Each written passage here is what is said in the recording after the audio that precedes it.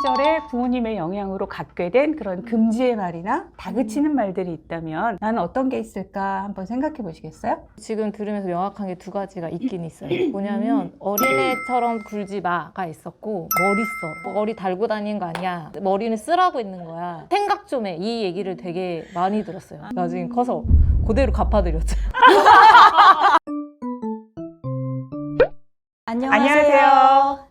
즐거운 그라이아이에 놀러 오신 여러분 환영합니다. 연극 치료는 연극과 관련한 개념만으로도 개인의 어떤 심리 행동을 기술하고 변형의 원리를 설명할 수 있어요. 그런데 연극 치료가 심리 치료 분야의 일종이잖아요. 일종의 특수 언어라고 할 수 있죠. 그래서 보편 언어인 심리 치료의 언어를 이해하고 그리고 서로 그 언어를 호환되게 사용할 수 있는 건 굉장히 중요한 지점이라고 생각이 듭니다. 그리고 또 반대로 생각하면 심리치료 역시 연극치료와 맞닿는 부분들이 많거든요. 심리치료의 출발에 있는 정신분석부터 시작해서 그 뒤에 여러 가지 것들도 다 어떤 부분에서는 연극치료와 만나는 것들을 확인할 수 있습니다. 당연히 그럴 수밖에 없는 건 우리의 삶이 연극적이기 때문이라고 생각이 들어요. 근데 오늘은 그 중에서도 연극치료와 아주 많이 닮아 있다라고 생각하는 교류 분석에 대해서 다뤄보려고 합니다. 만약에 소제목을 짓는다면 교류 분석, 이보다 더 연극적일 수 없다. 뭐 이렇게 말할 수 있을 것 같아요. 교류 분석은 1957년에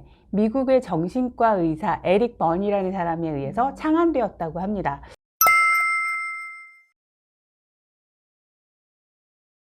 교류 분석이라는 말에서도 짐작이 되듯이 이 에릭 번이라는 사람이 처음에는 정신 분석에서 출발을 했다 그래요. 그런데 이 정신 분석에서 정신을 살짝 빼고 거기다 교류라는 단어를 집어넣은 거죠. 아마도 사람과 사람 간의 상호작용 이 부분에 집중을 해서 그런 명칭을 갖다 붙인 게 아닌가라는 생각이 들어요. 그리고 그 명칭답게 이 교류 분석은 자기 분석 그리고 그 사람들 간의 건강한 어떤 대인관계 이것을 위해서 굉장히 효율적인 방법론으로 인정을 받고 있다고 합니다. 이 교류 분석 심리치료의 접근법과 관련해서 이것이 연극적이다 혹은 조금 덜 연극적이다 라고 말할 때 그때 연극을 두 가지 관점에서 볼 수 있다고 생각하거든요. 우리말로는 연극이 하나의 연극이지만 연극은 영어로 말하면 두 가지를 한꺼번에 가리키는 거죠. 시어터라고 표현되는 것과 드라마라고 표현되는 것 두 가지를 다 통칭하는 거잖아요. 시어터라고 했을 때 행위자와 관객이 만나서 그 만남으로 인해서 펼쳐지는 어떤 상연 행위를 말을 하는 거고 드라마는 서사가 있는 것, 스토리나 역할을 가지고 어떤 일련의 사건들이 쭉 벌어지는 것 그걸 보고 우리가 보통 드라마라고 하죠. 근데 우리가 연극이라고 했을 때는 이 두 가지가 굉장히 연극을 이루는 중요한 기둥이다 라고 말할 수 있고 심리치료에 관해서 말을 할 때도 이 두 가지 기준이 적용될 수밖에 없다라고 생각이 들어요. 자, 이 두 가지 지점에서 그럼 교류 분석은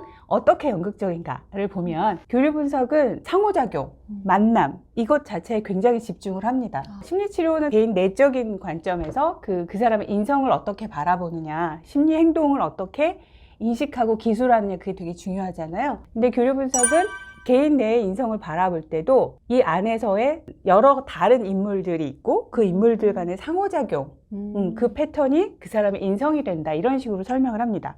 그리고 그렇게 중요한 인물들을 규정을 해놨어요. 그게 뭐냐면 어린 시절에 부모와의 상호작용에서 비판적인 부모자와 양육적인 부모자 또 부모와 상호작용하는 어린아이가 있을 거 아니에요. 그 어린아이가 수능적인 어린아이도 있고 굉장히 자유로운 어린아이도 있고 또 부모와 자식 간의 관계를 떠나서 어른으로서 경험을 하게도 되겠죠. 그리고 본인이 자라면서 어른이 되기도 하겠고 그래서 어른자가 또 하나 있습니다. 그래서 이 5개의 자아들이 우리 안에서 상호작용하면서 나라는 사람의 마음과 행동을 만들어낸다는 거죠. 그래서 어떤 인물이 더 강하고 전면에 나와 있는지 그리고 어떤 인물과 어떤 인물의 갈등이 특히 더 두드러지는지 뭐 이런 것에 따라서 인성의 유형이 달라진다고 보는 거죠. 그렇게 한 사람의 내면을 그리고 행동을 보는 데서도 이 만남이라는 걸 강조하는 거죠. 그리고 또 다르게 대인관계적인 측면에서도 이걸 굉장히 중요시합니다. 한 사람 한 사람의 패턴을 가진 사람들이 어떤 식으로 만나서 상호작용하는지 그걸 굉장히 열심히 관찰을 해서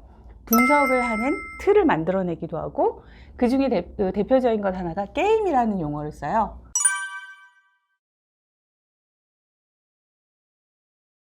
우리가 대인관계 패턴에서도 일정한 대본에 따라서 상호작용하는 패턴이 있고 그걸 게임이라고 말을 합니다. 서로 다른 어떤 실체들의 만남, 거기서 빚어지는 상호작용 이것에 굉장히 집중을 하고 있죠. 교류 분석이. 시어터의 맥락과 이어지는 거죠.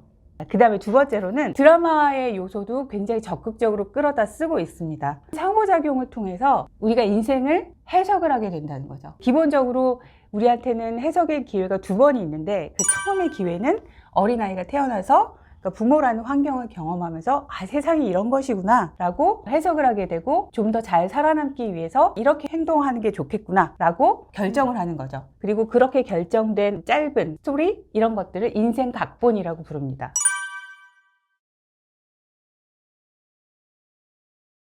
그런데 우리가 왜 어렸을 때는 가진 자원이 굉장히 없잖아요. 자기 자신에 대해서도 잘 모르고 세상에 대해서도 잘 모르고 그래서 그때 해석한 또는 선택한 인생 각본은 부적응적인 성향을 갖고 있을 가능성이 꽤 있다라고 보고 나중에 그것이 문제가 되었을 때는 인생 각본 자체를 다시 쓸 수 있다라고 얘기합니다. 내가 달라졌기 때문에 세상을 그리고 나를 다르게 해석하는 거죠. 그래서 각본 자체도 다시 쓸 수 있다. 그리고 그렇게 부적응적인 인생 각본을 적응적으로 바꿔 쓰는 것이 바로 심리치료다. 이렇게 얘기를 합니다. 그리고 그렇게 다시 쓰는 과정을 재결정이라고도 말을 하고요. 삶이라는 것이 어떤 이야기를 가지고 해석하느냐에 따라서 얼마든지 달라질 수 있다라고 보는 시각이고 다시 말해서 인생을 하나의 이야기로 해석할 수 있는 대상으로 보는 거죠. 그리고 그것이 그 주체가 우리 모두 각자라는 얘기고 우리가 대본을 쓰는 희곡 작가이기도 하고 그 대본을 실제로 연기하는 배우이기도 하고 그리고 사람들 사이에서 자기를 연출하는 연출가이기도 하다라는 관점이 그 안에 녹아 있는 거죠. 너무나 연극적이지 않습니까? 와우. 교류 분석이란 말을 빼고 이런 내용들을 말하면 그냥 연극치료라고도 이해할 수 있을 만큼 굉장히 근접한 관점이라고 생각이 들어요. 인생 각본이라고 하면 조금 추상적일 수가 있는데 초기의 인생 각본이 부모와의 상호작용을 통해서 결정이 되는 경우가 많다 그랬잖아요. 대개는 그것들이 부모가 왜 어렸을 때 하지 말라는 말들 많이 하잖아요. 말로도 하고 비언어적인 메시지로도 많이 전하고 그래서 부모에게서 영향받는 금지의 말들이 있다고 말합니다. 굴딩 박사 부부가 12가지로 찾아놓기도 했어요.